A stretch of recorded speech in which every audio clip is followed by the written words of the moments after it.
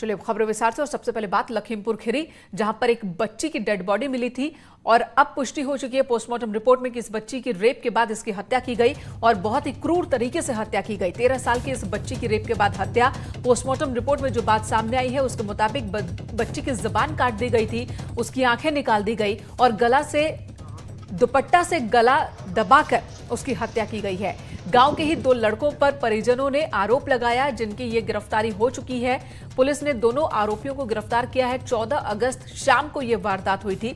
14 अगस्त को बच्ची घर से शौच के लिए निकली थी, लेकिन लौटी नहीं। परिजनों ने काफी तलाशा, नहीं मिली। पुलिस को जानकारी दी गई और शाम में बच्ची की डेड बॉडी मिली, जिसके बाद से परिजन कह रहे थे कि हत्या रेप की बात की गई है। और अब पोस्टमार्टम रिपोर्ट में भी इस बात का खुलासा हो गया है, जिसके बाद पुलिस कड़ी कार्रवाई कर रही है इस वक्त।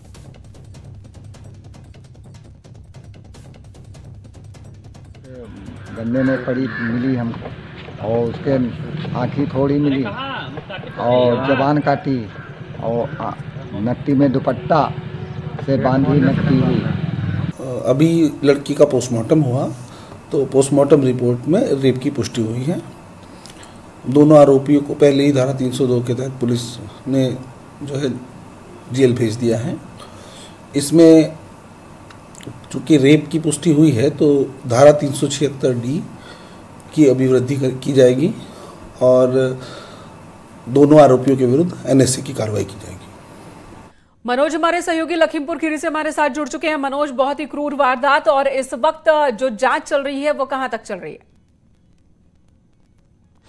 बिल्कुल, मैं क्या बता देना चाहता हूँ, लखीमपुर खीरी के ईसानगर के पकरिया गांव का मामला है। अब पोस्टमार्टम रिपोर्ट भी सामने आ गई। पोस्टमार्टम रिपोर्ट में रेप की पुष्टि हुई है, लेकिन पोस्टमार्टम रिपोर्ट में जीभ काटने और आग निकालने की पुष्टि नहीं हुई है। पुलिस लगातार कह रही थी पोस्टमार्टम रिपोर्ट के आधार पर अगर जब गला दाबा गया तो उस समय आंखें जो बाहर निकल आई थी वो प्रतीक हो रहा था कि आंखें फोड़ दी गई हैं, लेकिन आंखें सुरक्षित थी और जीभ काटने की घटना नहीं हुई है।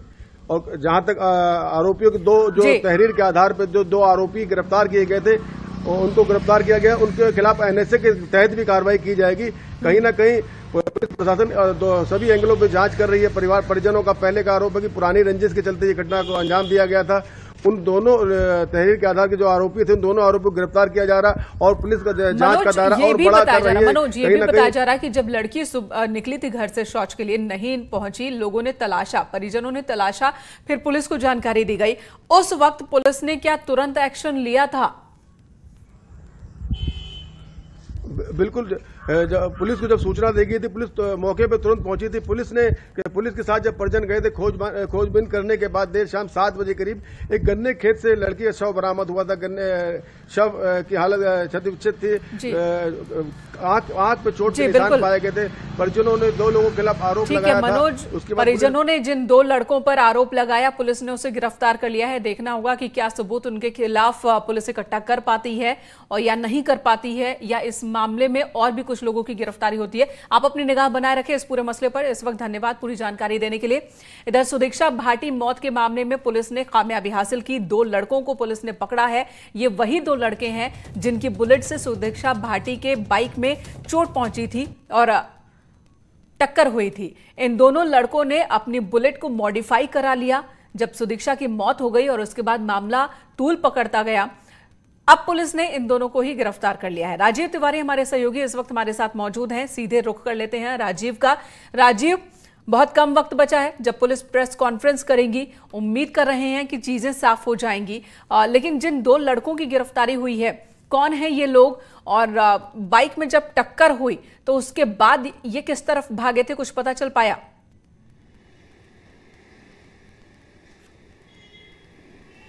बिल्कुल, अगर देखा जाए तो जो 2 लड़के, जो 2 आरोपी गिरफ्तार हुए हैं, यह सुदीक्षा भाटी के पिता और उनके जो भाई जो उस समय बाइक चला रहे थे, उनके चिन्हित करने के बाद जो है पुलिस ने उन्हें गिरफ्तार किया है। शुक्रवार को ये बुलंदशहर में यहाँ पे पहुंचे हुए थे लोग, पुलिस ने उनको बुलाई हुई थी। अब मामला ये है कि आज जो पुलिस प्रेस वार्ता कर रही है तो प्रेस वार्ता में प्रोजेक्टर के माध्यम से प्रेस वार्ता की जाएगी और एक एक चीज़ को दिखाया जाएगा कि किस तरह से ये लोग ड्राइव कर रहे थे, किस तरह से घटना घटी, कितने बजे ये लोग किस चौराहे पे थे, कैसे, जैसे कि परिवार ने जो छेड़खानी का आरोप लगाया उसके बाद ये मामला बड़ा मामला हो गया। चूँकि सुदीक्षा भाटी मेधावी छात्रा थी और उसके बाद राजीव, एक होनहार अमेरिका में छात्रा एजुकेशन ले रही सुदीक्षा थी। भाटी जिसकी जान चली जाती है हादसे में, परिजनों ने गंभीर आरोप लगाए और इस मामले में काफी तूल पकड़ा और जाहिर सी बात है पुलिस पर भी दबाव होगा और दबाव इस बात का भी होगा कि जब सबूत पुलिस सामने रखे, इस मामले का खुलासा जब पुलिस करे तो कोई भी कड़ी छूटनी नहीं चाहिए। भास उठा था, परिवार के लोग जिस तरह से आरोप लगा रहे थे कि छेड़खानी की वजह से घटना घटी और इधर पुलिस की तरफ से कुछ और बयान आ रहा था, तो ये सब समाप्त हो जाएगा। 12 बजे के आसपास यह प्रेस वार्ता होगी। जी राजीव, धन्यवाद। 12 बजे के आसपास प्रेस कॉन्फ्रेंस होगी, डिजिटल तरीके से ये प्रेस कॉन्फ्रेंस होगी जहां पुलिस कई प्रेजेंटेशन भी करेगी कि बाइक कहां से चली थी, कहां पर टक्कर होती है और तमाम चीजों, तमाम सवालों के जवाब शायद मिल जाए। राजीव, धन्यवाद इस वक्त पूरी जानकारी देने के लिए। इधर बलरामपुर से खबर, जहां पर एक युवक की हत्या के बाद हड़कंप मच गया। चाकू से गोदकर युवक की हत्या, सड़क किनारे पानी के गड्ढे में युवक का शव मिला है। दवा सप्लायर था और दवा सप्लायर के एजेंट के तौर पर यह काम कर रहा था। गैरसड़ी कोतवाली के सोनपुर की यह घटना है जहां पर एक युवक की हत्या हो गई, सड़क किनारे डेड बॉडी मिली, जिसके बाद पूरे गांव में ही हड़कंप मचा हुआ है। तो लगातार जो वारदात है, अपराधों का जो ग्राफ है वो लगातार बढ़ता हुआ दिख रहा है। पुलिस पर दबाव कि अपराध को खत्म करें, लेकिन देखिए जरा, सर्वेश हमारे सहयोगी बलरामपुर से हमारे साथ जुड़ चुके हैं। सर्वेश, क्या अपडेट आपके पास, क्या है पूरी जानकारी इस मसले को लेकर? देखिए, ये गैसरी कोतवाली क्षेत्र का मामला है इनका और ये लड़का जो है वो दवा सप्लाई का काम करता था। देर रात जब ये अपने घर वापस लौट रहा था तो तुलसीपुर रोड पर जो हाईवे है, हाईवे के किनारे इसकी डेड बॉडी मिली। पहले मोटरसाइकिल मिली, फिर उसकी तलाश की गई तो उसका शव मिला गड्ढे में। क्या परिजनों से संपर्क हुआ है? हाँ, परिजनों से संपर्क हुआ है। अभी पुलिस भी इस मामले में तलाश कर रही है। शव को पीएम के लिए भेजा गया है, लेकिन अभी तक ये निकल कर नहीं आ पा रहा है कि इसकी हत्या का कारण क्या था।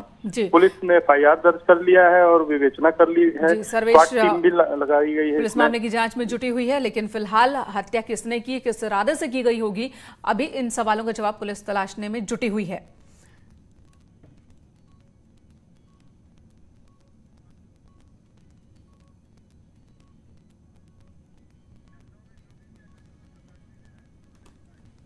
और चलिए मैं आपको लखनऊ लिए चलते हैं सीधे, जहां पर सीएम योगी आदित्यनाथ इस वक्त पूर्व प्रधानमंत्री अटल बिहारी वाजपेयी के पुण्यतिथि के मौके पर उन्हें श्रद्धांजलि दे रहे हैं।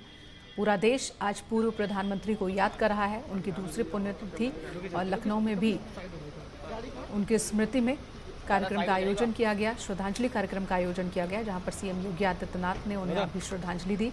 और आप देख सकते हैं सोशल डिस्टेंसिंग की वजह से ही यहाँ पर भी लोगों की संख्या बहुत कम है। इससे पहले दिल्ली में अटल स्मृति स्थल पर प्रधानमंत्री नरेंद्र मोदी, राष्ट्रपति रामनाथ कोविंद, उपराष्ट्रपति वेंकैया नायडू, लोकसभा अध्यक्ष ओम बिरला और बीजेपी के अध्यक्ष जेपी नड्डा, उन्होंने श्रद्धांजलि अर्पित की थी। और कई और नेता भी बीजेपी के आना चाहते थे, शामिल होना चाहते थे, लेकिन कोविड की वजह से ही वहाँ पर शामिल नहीं हो सके बाकी नेता। और ये लखनऊ की तस्वीर आप देख रहे थे। अगली खबर का रुख कर लेते हैं आजमगढ़ से खबर, जहां पर सीओ पर गाज गिरी है। सीओ लालगंज अजय यादव को हटा दिया गया है। पूरे सर्कल में क्राइम पर कंट्रोल न रख पाने की वजह से उनके ऊपर यह कार्रवाई की गई है। ग्राम प्रधान की हत्या के मामले में भी ये कार्रवाई आप समझ सकते हैं, एसपी ने कार्रवाई की है। सीओ सगड़ी मनोज कुमार रघुवंशी को लालगंज की जिम्मेदारी सौंपी गई है। पूरे सर्कल में एक के बाद एक कई हत्याएं हुई, जिसके बाद ये कार्रवाई की गई है।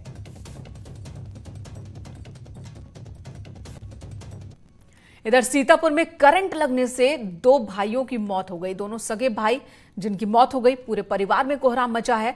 मकान बनाते वक्त यह हादसा हुआ। परिवार के 3 और लोग भी करंट की चपेट में आए। एक की हालत गंभीर बताई जा रही है, लखनऊ रेफर किया गया है उन्हें। ये सभी हाई टेंशन तार की चपेट में आ गए थे, जिसके बाद झुलस गए। इमलिया सुल्तानपुर थाना के उमरसा गांव का यह मामला, 2 सगे भाइयों की जान चली जाती है। 3 और लोग झुलस गए हैं, जिन्हें हॉस्पिटल ले जाया गया है। लखनऊ रेफर किया गया है इन्हें।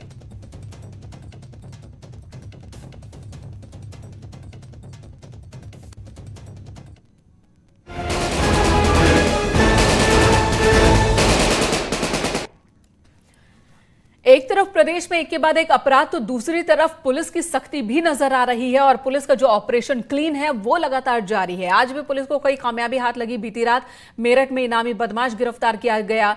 30,000 रुपए का इनाम इस बदमाश पर, जिसकी गिरफ्तारी मेरठ पुलिस ने की। रेहान नाम है इसका। कुल 3 बदमाश यहां पर गिरफ्तार किए गए, जिनमें 2 रेहान के साथी हैं।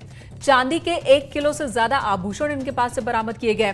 3 तमंचा, कारतूस और चोरी की एक स्कूटी भी बरामद की गई। अप्रैल में लूट के बाद एक दंपति की हत्या हुई थी, उस मामले का खुलासा भी इस गिरफ्तारी के साथ। मुरादाबाद से 25,000, हरिद्वार से 5,000 रुपए का इनाम इसके ऊपर था, जिसकी गिरफ्तारी पुलिस ने कर ली है एनकाउंटर के बाद। बस्ती में भी पुलिस को कामयाबी मिली। यहां पर 50,000 का इनामी बदमाश गिरफ्तार किया गया। मुठभेड़ के बाद 50,000 का इनामी सरोज पुलिस की गिरफ्त में आया। सरोज के पैर में गोली लगी, जिसे सीधे हॉस्पिटल ले जाया गया, जिसके बाद वहां से गिरफ्तारी। वाल्टरगंज थाना के हरदिया में यह एनकाउंटर हुआ है। जिस शख्स को इस वक्त आप देख रहे हैं हॉस्पिटल के बेड पर, इसका नाम सरोज है। 50,000 रुपए का इसके ऊपर इनाम है। अलग अलग मामलों में इसकी तलाश चल रही थी और अब पुलिस ने इसे गिरफ्तार कर लिया है। उधर फिरोजाबाद में एक बदमाश की गिरफ्तारी हुई और यहां पर भी एनकाउंटर के बाद ही 25,000 का एक इनामी बदमाश गिरफ्तार किया गया। इसके पैर में भी गोली लगी। नारखी थाना इलाके के बचगांव चौराहे पर मुठभेड़ हुई है। एक बदमाश हालांकि भागने में कामयाब भी रहा।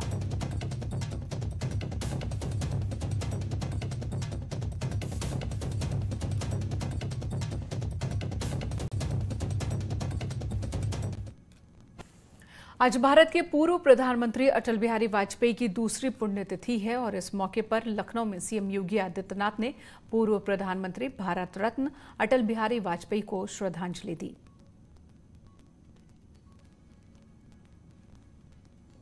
अटल जी की स्मृति में यहां पर उनके पुण्यतिथि पर यह कार्यक्रम रखा गया था, जहां पर सीएम पहुंचे। उन्होंने पूर्व प्रधानमंत्री को श्रद्धांजलि अर्पित की।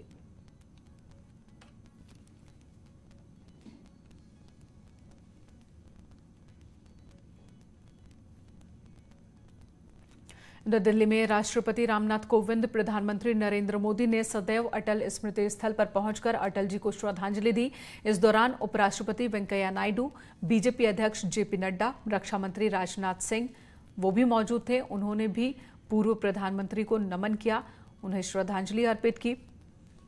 लोकसभा अध्यक्ष ओम बिरला और बीजेपी के राष्ट्रीय अध्यक्ष जेपी नड्डा ने भी अटल जी को श्रद्धांजलि अर्पित की।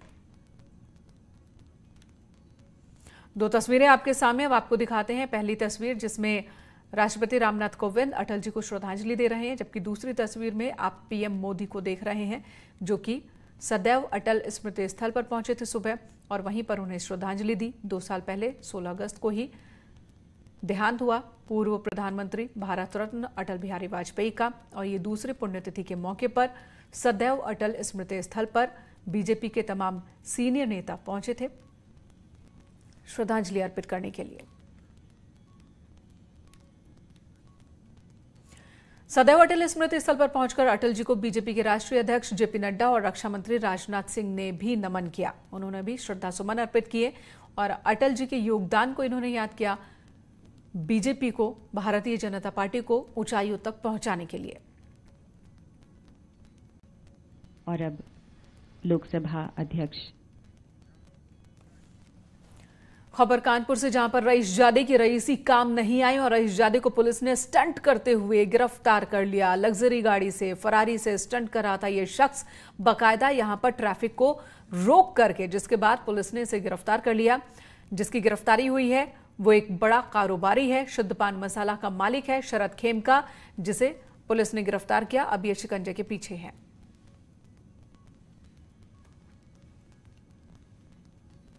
पंद्रह 8/2020 को शाम 6:30 बजे गंगा बैराज चौराहे पर शरद खेमका सन ऑफ श्री दीपक खेमका निवासी कोना द्वारा अपनी फरारी गाड़ी को अपने बाउंसर्स की सहायता से सड़क को घेर कर लोगों के जीवन को संकटापन्न करते हुए तेज़ रफ्तार में स्टंट किया जा रहा था, जिस संदर्भ में थाना नवाबगंज में अभियोग पंजीकृत कर शरद खेमका को गिरफ्तार किया गया है और उनकी फरारी गाड़ी को सीज कर दिया गया।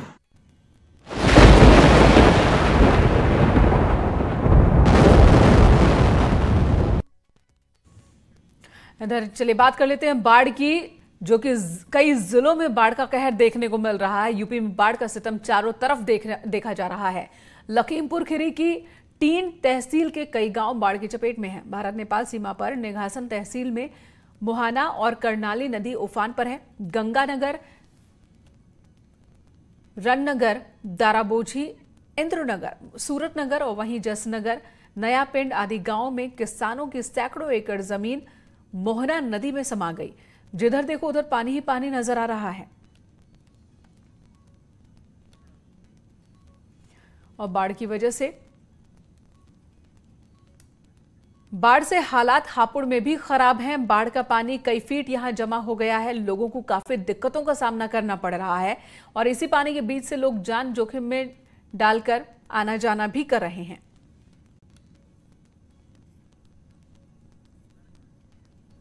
उधर पीलीभीत के पुरनपुर देहात में बारिश का पानी लोगों के घरों में घुस गया, जिसके बाद गांव वाले अपने घरों से पानी निकालते दिखे। गांव वालों का आरोप है कि कई बार पानी निकासी को लेकर शिकायत की गई, लेकिन अब तक कोई कदम नहीं उठाया गया प्रशासन की ओर से।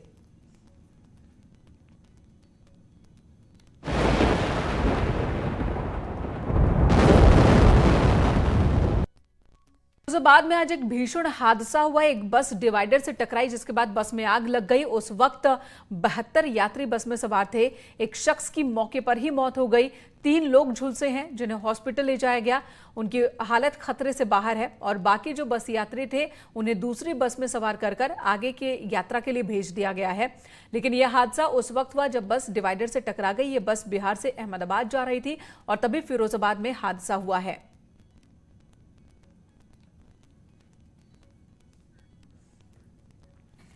उधर कानपुर के नजीराबाद थाना क्षेत्र में चलती बाइक में आग लग गई और इस बाइक पर सवार 2 लड़के झुलस गए।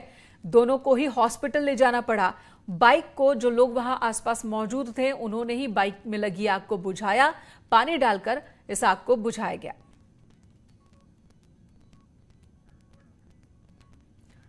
इधर ललितपुर में युवक की हत्या हो गई। युवक की गोली मारकर हत्या कर दी। दोस्त ने शराब पिलाकर इस वारदात को अंजाम दिया। वारदात के बाद से ही आरोपी भूरे यादव फरार चल रहा है। सदर कोतवाली के रेलवे कॉलोनी की ये मसला है, जहां पर वारदात हुई है। दोस्त ने युवक की हत्या कर दी गोली मारकर। आरोपी अब भी फरार चल रहा है। पुलिस उसकी तलाश में जुटी है। आरोपी का नाम भूरे यादव बताया जा रहा है, जिसकी तलाश इस वक्त पुलिस कर रही है। सदर कोतवाली के रेलवे कॉलोनी का यह मामला, जहां पर शराब पिलाकर दोस्त को दोस्त ने गोली मार दी। इस वारदात को उसने क्यों अंजाम दिया, यह भी सवाल बना हुआ है। पुलिस मामले की तफ्तीश में जुटी हुई है और उस आरोपी की गिरफ्तारी की भी कोशिशें चल रही हैं।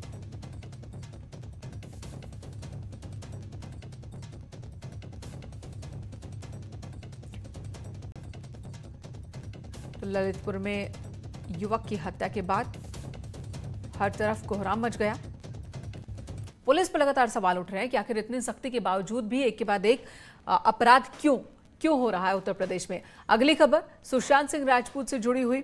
सुशांत सिंह राजपूत की मौत के बाद बॉलीवुड में नेपोटिज्म को लेकर काफी गुस्सा लोगों का देखने को मिल रहा है, जिसका असर महेश भट्ट की फिल्म सड़क 2 पर भी दिख रहा है। पहले ट्रेलर को लोगों ने डिसलाइक किया। डिसलाइक के मामले में ट्रेलर ने रिकॉर्ड बना लिया, तो अब जब पहला गाना रिलीज हुआ तो इसे भी लोग डिसलाइक कर रहे हैं। महेश भट्ट की फिल्म सड़क 2 के पहले गाने ने रिलीज होते ही एक अनोखा रिकॉर्ड बना लिया है। इस गाने को रिलीज होने के बाद लाइक से ज्यादा डिसलाइक मिले हैं। गाने को 22,000 लाइक के मुकाबले 61,000 डिसलाइक मिले हैं। गाने का टाइटल है तुमसे ही। इस गाने को अभिनेता सिद्धार्थ रॉय कपूर और अभिनेत्री आलिया भट्ट पर फिल्माया गया है। गाने को अंकित तिवारी ने कंपोज किया है। इससे पहले सड़क 2 के ट्रेलर को भी लाइक से ज्यादा डिसलाइक मिल चुके हैं। अब तक 80 लाख से ज्यादा लोग फिल्म के ट्रेलर को डिसलाइक कर चुके हैं। महेश भट्ट के निर्देशन निर्माण में बनी और संजय दत्त, आलिया भट्ट जैसी स्टारकास्ट वाली ये फिल्म 28 अगस्त को डिज्नी प्लस हॉटस्टार पर रिलीज होने वाली है। तो अब देखना होगा कि फिल्म को कामयाबी मिल पाती है या नहीं मिल पाती है, और कामयाबी मिलती भी है तो किस दिशा में। फिलहाल इस वक्त इस बुलेटिन में इतना ही। ब्रेक के बाद भी खबरों का सिलसिला जारी है।